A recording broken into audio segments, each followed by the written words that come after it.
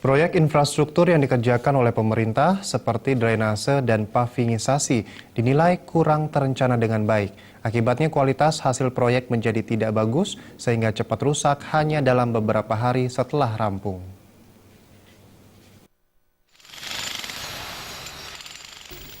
Dicontohkan proyek perbaikan drainase di Kota Denpasar yang saat ini sedang gencar dilakukan.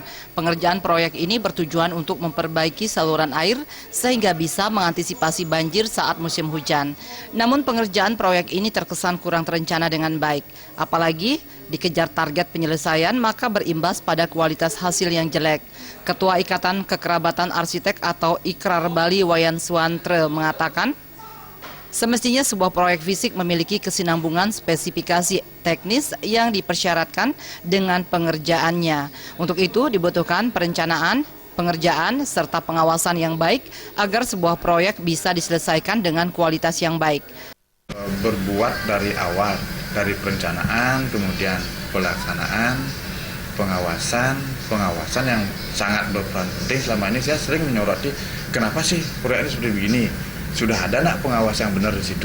Ada nggak yang pernah melihat spesifikasi yang dipersyaratkan itu dengan apa yang dipasang oleh kontraktor? Itu yang memang sangat jarang kita lihat ya. Tidak pernah barangkali. Sehingga tidak pernah ada teguran dari pengawas itu terhadap kontraktor bahwa ini loh harus begini. Kalau pengawas itu kan dari perencanaan. Suantre mengatakan, tak hanya drainase, pemasangan vaping di atasnya juga kurang maksimal. Banyak vaping yang pecah dan hancur padahal pengerjaannya baru saja rampung. Hal ini menandakan bahwa kualitas material dan pengerjaannya kurang baik. Darmawan dan Angga, Bali TV.